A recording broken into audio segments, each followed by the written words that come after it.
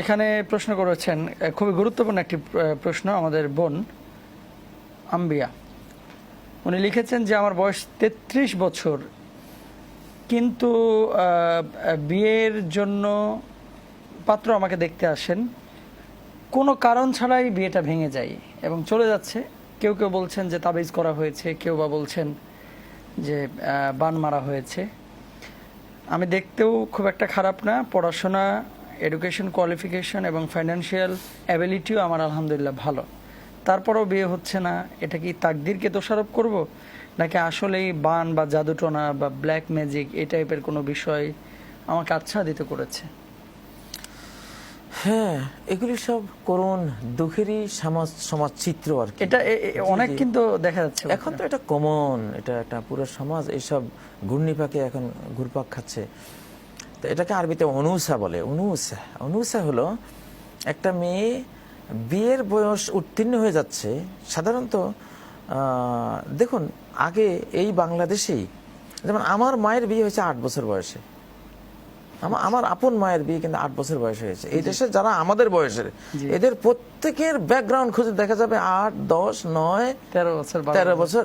হ্যাঁ, 12 বছর পার হলে মুসলিম সমাজ, পবিত্র মুসলিম সমাজ, ইমানদার প্রকৃত সমাজ এটাকে বলে, তারা এটাকে খুব শরমের মনে করতে যে মেয়েটা 12 বছর পার হয়ে যাচ্ছে, এখন বিয়ে হয়নি। এখন তো বলবো বাল্য বিবাহ, এখন তো সারা পৃথিবী অন্যরকম। আমরা আইনের বিরুদ্ধে কথা বলছি না, আগের চিত্রটা আর বর্তমান চিত্রটা তুলে ধরছি।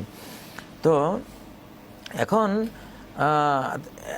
দেখা গেল 16 বছর থেকে আমাদের বাংলাদেশেও 16 বছরের একটা অপশন এখানে আছে, যে 16 বছরেও সম্ভবত আইন করা হবে বা এখনো হয় নাই হয়তো, কিন্তু একটা কথা এমন কানে এসেছিল।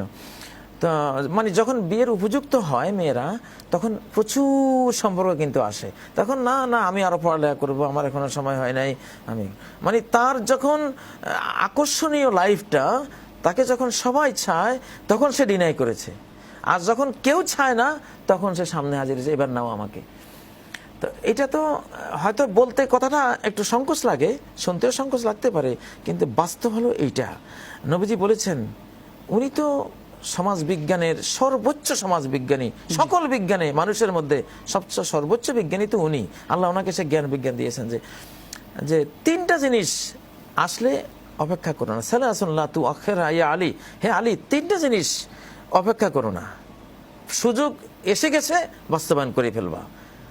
একটা হলো as-সালাতু ইযা হাদারাত, সালাত যখন চলে আসছে, ইযা আনাত, সালাতের সময় হলে দেরি করলে দেখা যায় ওয়াক্ত চলেই গেল, অবহেলা করলে এমনটা হয়। ওয়াল জানাজাতু ইযা হাদারাত, জানাজা চলে আসছে, দেরি করো না, তাড়াতাড়ি জানাজা পড়িয়ে দাও। 3 নম্বর আইয়ামু ইযা ওয়াল আইয়াম ইযা ওয়াজাদতা লাহা কুফআন, বিয়ের উপযুক্ত মেয়ে আছে, উপযুক্ত পাত্র পেয়েছ, সাথে সাথে তাকে পাত্রস্থ করো, মোটে বিলম্ব করে না। কারণ মহানবী তো জানেন ঘটনা কি হতে পারে। আজকে গোটা সমাজ কিসের পড়ালেখা? মেয়েদের উচিত পাত্র পাওয়া গেছে উপযুক্ত, সাথে সাথে রাষ্ট্রীয় আইন 18 বছরের সময় তো আর রাষ্ট্র বাধা দেয় না, 33 বছর কেন হবে? আমরা তো জানি যে আমাদের সমাজে একটা মেয়ে যখনই সে বয়স উত্তীর্ণ হয়, চতুর্দিক থেকে তার তখন এবং আত্মীয়তার জন্য আসে।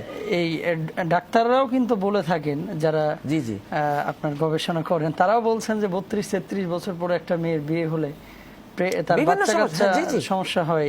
এই কথাগুলো কিন্তু তারাও বলেন। তো অনেক সময় যখনই দেখে কোনো পুরুষ যে মেয়েটার বয়স 33 বছর বা 34 বছর, তখন সে চিন্তা করে যে বাচ্চা কাচ্চা পরে রিস্ক হয় কিনা। এবং এই বিজ্ঞান তো হাদিসে আছে, ফাইন্নাহুন্না আযাবু আফওয়াহান ওয়া আনতাকু আরহামান ওয়া আরদা বিল ইয়াসির। অল্প বয়স্কা মেয়েদেরকে বিয়ে করো, উপযুক্ত বয়স যখন হয়, বয়স অল্প থাকতে বিয়ে করো, তাদের 3টা গুণ তোমরা পাবে।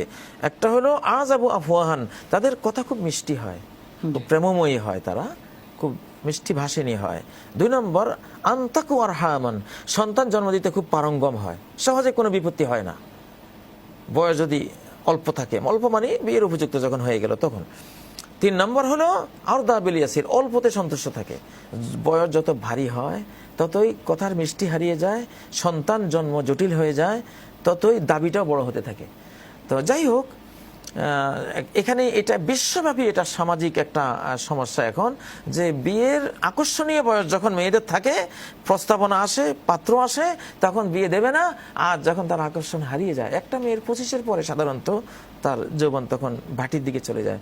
উজান ভাটি একটা আছে না, উজান জোয়ার ভাটা, জোয়ার ভাটা। মেয়েদের মূলত জোয়ারটা হলো তাদের 25 পর্যন্তই তো জোয়ার, 25 পরে তো আস্তে আস্তে 30 পরে 45 তো তাদের হরমোনও শেষ হয়ে যায়। নারীত্বের যে হরমোন শেষ হয়ে সন্তান জন্ম দেওয়াতে সে অক্ষম হয়ে যায়। তাহলে কেন আমরা 30-33 পর্যন্ত যাব? এমন 30-33 পর্যন্ত গিয়ে এরপরে দেখা যায় পাত্র ফিরে যায়। এখন ফিরে যাওয়ারই তো বয়স এটা। এবং মোহতারাম, আমাদের কাছে যে প্রশ্নগুলো আসে সাধারণত এই যে মানে বৈবাহিক জীবনের পরবর্তী যে জীবনটা, মানে বিবাহের পরের যে সময়গুলো, যারা খুব যন্ত্রণাদায়ক বা কষ্টদায়ক জীবনযাপন করেন বা বিভিন্ন সমস্যার সমাধান খোঁজেন, তারা কিন্তু ম্যাক্সিমামই 30 আপ করে যারা বিবাহ বন্ধনে আবদ্ধ হয়েছেন, তখন একটা সমস্যা, এবং মেজাজও খিটখিটে হয়ে যায়, এসে আমাদের কাছে পানি পড়াচ্ছেন, যে কথা শুনতেছে না বা মানতে পারতেছি না, তার সবকিছু ভালো লাগে কিন্তু মন থেকে মানতে পারতেছি না, এই ধরনের। আবার যখন দুনিয়াবি ডাক্তারের কাছে যান, তারা আবার কাউন্সিলিং করেন। এখন কাউন্সিলিং যেটা আল্লাহ রাসূল করে গেছেন বা কোরআন করেছেন, সেই কাউন্সিলিং এর বাইরে তো আসলে কাউন্সিলিং করা যায় না। এখানে এমন কিছু তো অহরহ ঘটছে, কিন্তু দোষ দেওয়া হয় জাদু টোনা। এটা একটা হতে পারে লাখের মধ্যে দুই একটা কেস লাখের মধ্যে হতে পারে জাদু টোনা করছে, কিন্তু এটা আসলে সামাজিক ব্যাধি, সামাজিক অবক্ষয়ের কারণে এটা হচ্ছে। কারণ 33 বছর বা 35 বছর বয়স হয়ে গেলে এই ছেলেটা মনে করবে উনি এতদিন স্কুলে কলেজে পড়াশোনা করেছে, কোনো ছেলের সাথে সম্পর্ক ছাড়া থাকছেন।